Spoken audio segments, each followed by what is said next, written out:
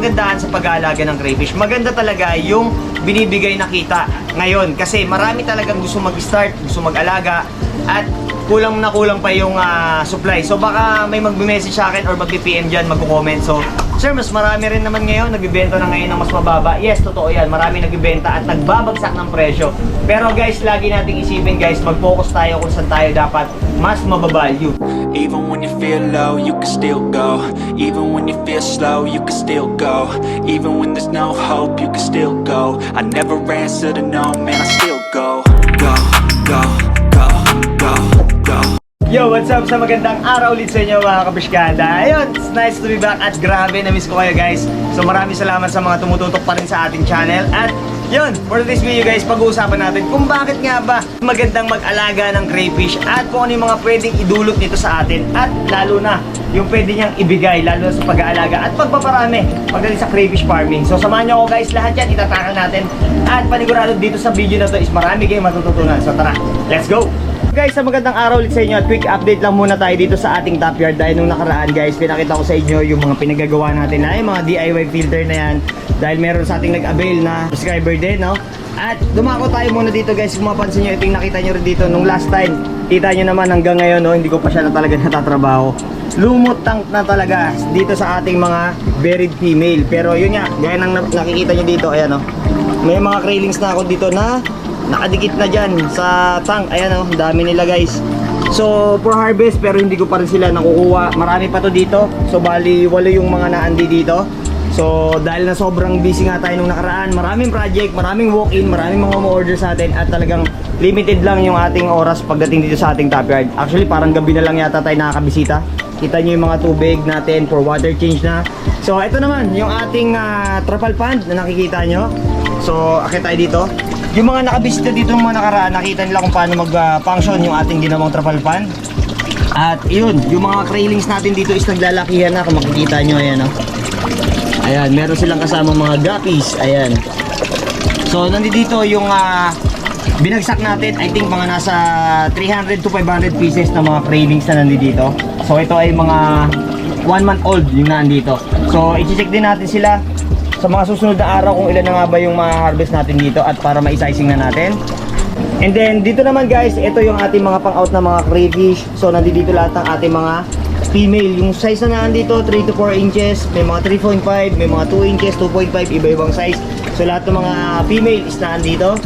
Ito naman sa baba. Ito naman sa baba guys, ito yung ating mga male. Ayan, nakakalat lang sila dito. Kita nyo kung gaano kadumi. So for water change na rin lahat ng mga to.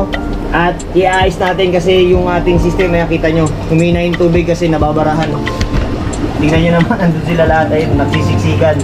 Ayan, i-water change natin to. At talagang tatrabahuhin natin dahil na-busy tayo. So dito naman sa ating rack na to, so nandito pa rin yung ating main tank, kung saan ito yung mga ibang breeders natin. May buried female pa tayo dito. I think dito sa ating main tank, meron tayo dito nga 2 o 3 na buried female na kukunin para i-transfer at ilipat dun sa isolation. Dito tayo, dumako tayo guys dito sa ating mga blue jeans. Speaking ng blue jeans, grabe, mainit ngayon to sa mga hobbies, yung mga ganitong klase ng crayfish. Ayan, kung mapapansin nyo, dahil maraming nagiging issue dito sa pag-aalaga at pagbibenta ng ganitong klase na crayfish. Ayan, reminder sa disclaimer lang po, maging mapanuri tayo at maging maingat sa pagbibili sa mga tao, no, na nagsasabi na ganun nga ang jeans nila.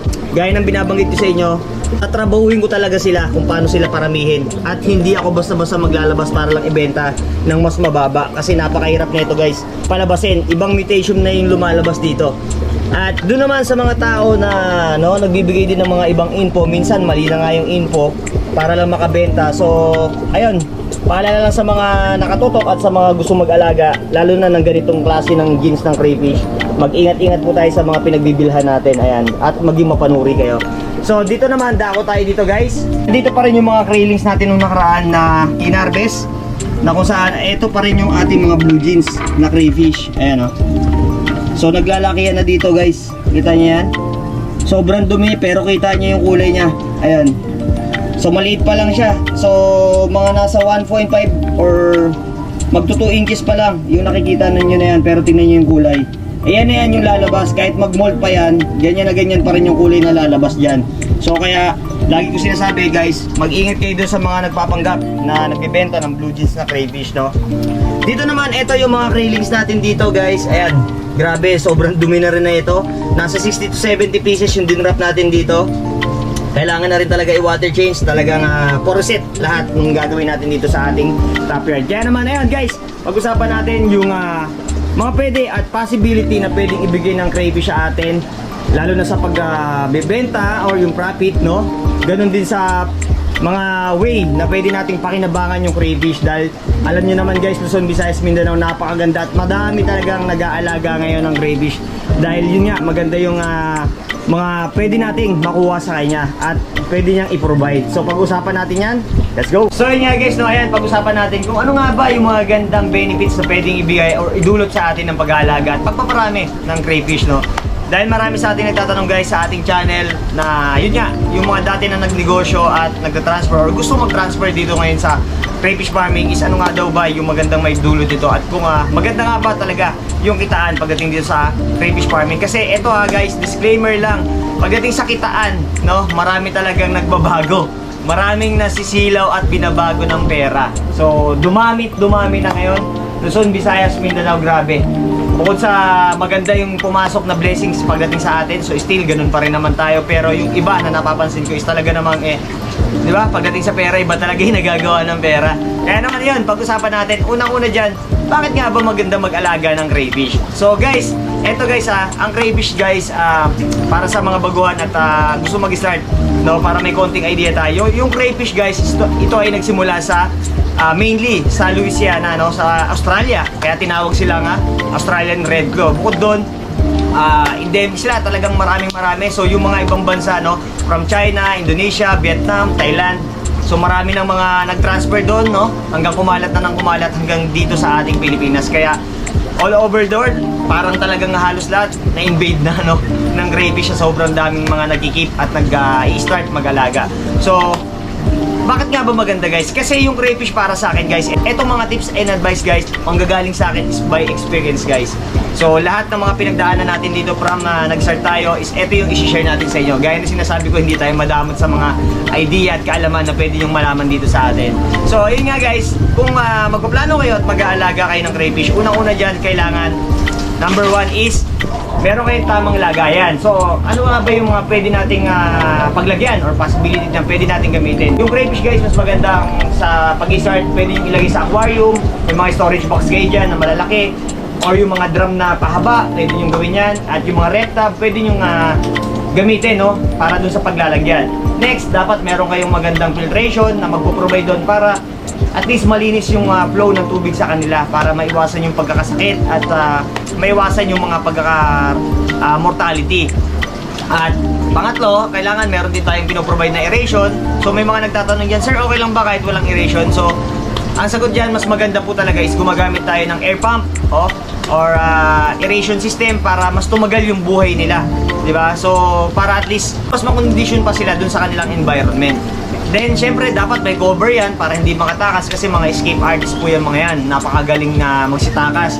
Kaya kailangan lagi tayo may cover. So, etong pag-aalaga ng crayfish guys, ma-advise naman natin to or pwede natin i-suggest sa mga baguhan. Kasi kahit busy tao kayo, marami kayong mga ginagawa. So, kahit nasang lugar kasi kayo, is pwede nyo siyang gamitin or i-convert. Kung may mga backyard kayong lugar, pwede nyo i-convert sa backyard farming. So, kagaya na sa akin, nandito tayo sa rooftop. So, top yard, no? So, dito tayo nagpa-farm sa ating rooftop dahil wala naman tayong malaking space. So, ayun yung isang kagandahan sa kanya. At bukod doon, napakadali niyang paramihin. Yun nga lang talaga guys, disclaimer lang ulit, madaling paramihin ng crayfish, matagal din po yung pagpapalaki sa kanila. So, from 6 to 7 months or 8 months na harvest nyo bago nyo may out as pang food consumption. So, take note lang yan guys kasi marami pa rin talaga na, di ba, nagsasabi na na-hype lang daw yung pag-aalaga ng crayfish, which is, kung iisipin natin guys, yung crayfish, nung na-vlog natin to 6 months ago, talagang nag-boom siya talaga. Taas ng peak, no? Imagine niyo, maraming mga ibang aquaculture na na-venture na at na-features na sa lahat, pero itong crayfish na to is talagang nag-flow siya ng sobrang taas. Bakit? Kasi unang-una guys, sa ibang bansa na mga na-search natin, nakuha na natin ng mga ibang info, halos talaga sila guys, hindi nila ma-maintain yung pag-supply, 'di ba, sa lakas ng demand. What more pa dito sa Pilipinas, 'di ba? Kaya dito marami ngayon nag-i-start ng pag-aalaga ng crayfish kasi kulang din talaga yung supply pero mataas ang demand. Ito na rin yung pag-uusapan natin guys. So anong kagandahan sa pag-aalaga ng crayfish? Maganda talaga yung binibigay na kita ngayon kasi marami talagang gusto mag-start, gusto mag-alaga at kulang na kulang pa yung supply. So baka may mag-message sa akin or mag-PM dyan, mag-comment. So sir, mas marami rin naman ngayon nagbibenta na ngayon ng mas mababa. Yes, totoo yan, marami nagbibenta at nagbabagsak ng presyo. Pero guys, lagi nating isipin guys, mag-focus tayo kung saan tayo dapat mas mababalue, di ba? Kasi yung mga nandyan sa circle na yan, sila lang din yan as a group, di ba? Doon lang umiikot, kaya yung iba minsan nawawala ng gana. Bakit? Kasi yung iba dyan, may investment, may pang-invest lang naman pero hindi naman nila totally passion, di ba? So gaya na sinasabi natin is mas maganda mag-aralan muna natin, mag-search muna tayo na mag-search, busugin natin ang knowledge yung utak natin para at least in the long run kung kayo na makapag-establish ng sarili nyong farm, mas marami kayong matutulungan at matuturuan ng mga kahabi ng tama. So ano pa yung kagandahan guys ng pag-aalaga ng crayfish? Advantage dito guys yung may malaking area. Bakit? Kasi pag meron kayong mga ganyang area, mas madali na yung pagpa-farming sa inyo, di ba? Kasi marami rin sa atin nag-PM yung mga dating nag-alaga ng piggery, no? Nag-alaga ng mga kung ano-anong aquaculture, agriculture. So, nung napanood din yung video, nag-PM sa atin tumatawag at nagtatanong, no, kung ano nga ba yung proseso ng pag-aalaga, paano yung kitaan, paano yung market, lahat nagtatanong niya sa atin. At gusto nilang i-convert yung mga ginawa nila dating lugar, no, sa crayfish farming. So, advantage talaga kapag may area kasi mas maganda yung flow ng production, mas makakapag-focus kayo, mas matututukan nyo. At yung crayfish naman guys para sa kalaman ng lahat at lalo na sa mga baguhan, hindi lang siya as pets, no? Kasi yung iba iniisip to na basta alagaan lang. So ito guys, pwede rin siyang pang food consumption, ibig sabihin edible siya guys, pwede yung kainin yan. Bukod doon, yung market ngayon ito is talaga napakaganda. Marami nagsasabi sa atin, yung market, ito yung lagi-lagi sa atin tinatanong, yung market, pag nakapagparami ako, saan ko nga ba pwedeng ibenta or i-market? Kasi nakakatawa lang guys kasi may mga nag-PPM din talaga or minsan madalas tumatawag pa sa atin, boss, paano ba pagka nakapagparami na ako pero wala pa naman siyang setup, di ba? Kumbaga hindi naman big deal sa atin yun, pero yun nga lang, since mag-i-start pa lang naman siya, mas maganda talaga niyan pag-aralan po muna natin yung pagpaparami at pag-aalaga kasi andyan yung mga critical points, andyan yung mga critical situation na dapat yung munang matutunan bago natin talaga palawakin yung pagpa-farming at ganun din sa pagbebenta. Kasi ano na yun bonuses na yun. Kapag marunong na kayo, master nyo na, gamay nyo na at may mass production na kayo, madali na i-market. Saan i-market? Ito yung madalas na tinatanong sa atin. Ngayon guys, bakit marami nagbabagsak ng presyo? Kasi nga guys, alam nilang paramihin pero hindi nila alam i-market. Yan yung nagiging downside at nagiging problema ngayon, di ba? So saan pwedeng i-market? Eto na naman, si Chinese na naman, no? Marami tayong nababasa, kesyo kuno, Chinese kuno. So, eto guys, real talk lang. Marami na akong mga friend at yung mga contact natin na may mga kakilala, which ako may mga friend din ako ng mga Filipino-Chinese. Sabi ko nga, ako kung sa market lang, hindi ako totally mahihirapan sa pag-out niyan.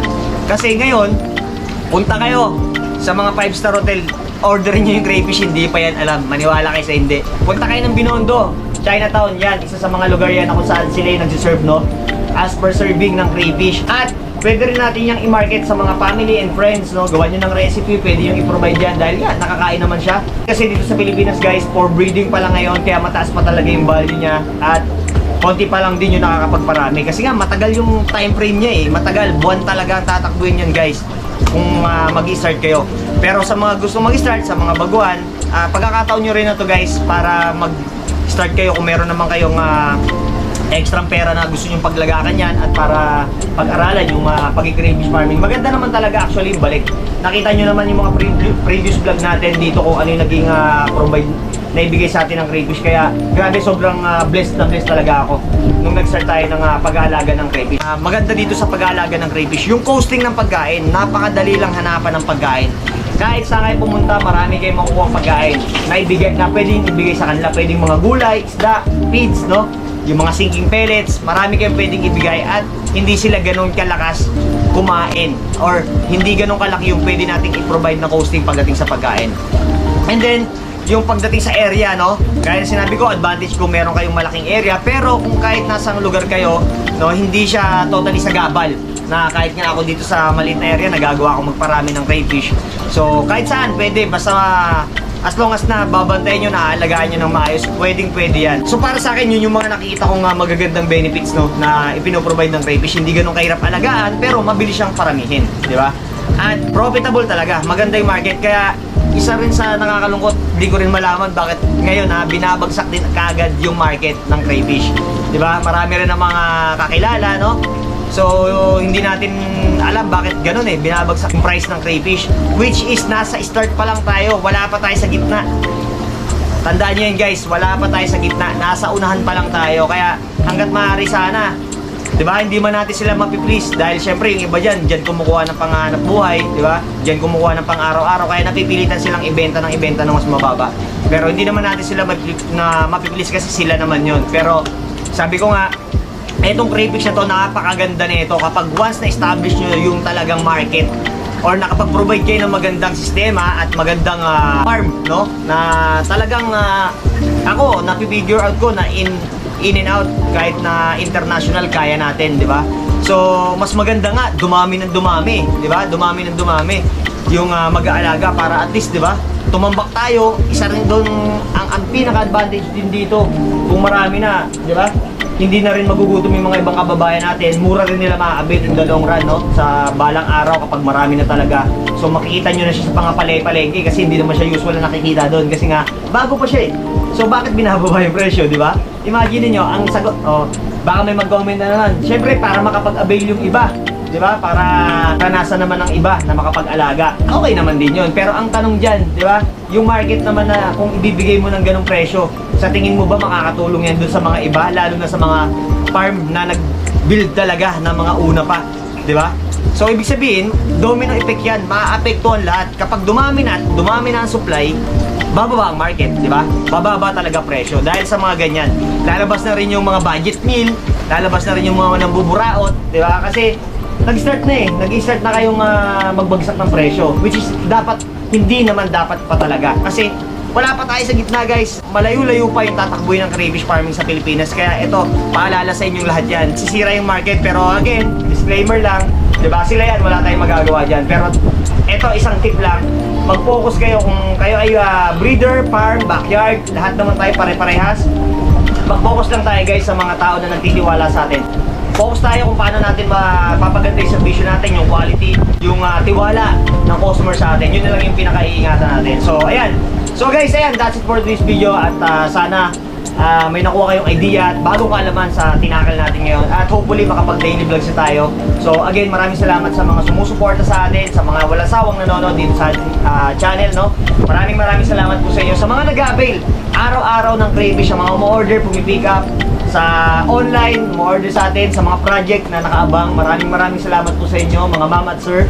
At marami pa tayong mga video na gagawin. At abangan nyo guys, no? At kung meron kayong mga katanungan, may mga gusto kayong malaman, mga tips and advice, mag-comment lang kayo dyan guys, dito sa ating channel. So guys, maraming salamat ulit sa inyo. At yun nga, shoutout ko lang yung mga nagtitiwala sa atin. Grabe, napaka-solid. So, shoutout kay Sir Ped Baitaren ng Vintage Rider Manila. Maraming salamat sir sa tiwala at ganoon din sa family. Broom helmet guys, ayan.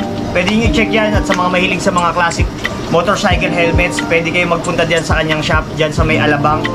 Black 10, check nyo lang din yan guys. Ayan, nandyan tayo sa Sunday, no? Para sa grand opening ng kanilang shop. Shoutout din sa lahat ng mga kuya, ate, bunso, and friends of Eagles. Ayan, maraming salamat po sa mga nanonood. Maraming mga kuya na nag-BBM sa atin. Grabe, God bless po. Ingat po tayong lahat mga kuya, ate. At sa lahat ng mga subscriber natin na patuloy na sumusuporta at walang sawang nanonood dito sa ating vlogs. Maraming salamat po. At yun nga, kung bago ka pa lang sa channel ko at mahilig ka sa fish keeping content sa lahat ng pets na pwede nating alagaan, please like, share, and subscribe at click mo na rin yung notification bell para maging updated ka sa mga bago nating uploads. Maraming salamat din kila Sir Ken at Sir Dan ng Pinoy Palaboy. Grabe, napaka-solid. Maraming salamat po. Ingat po kayo palagi at the next vlog. Let's go!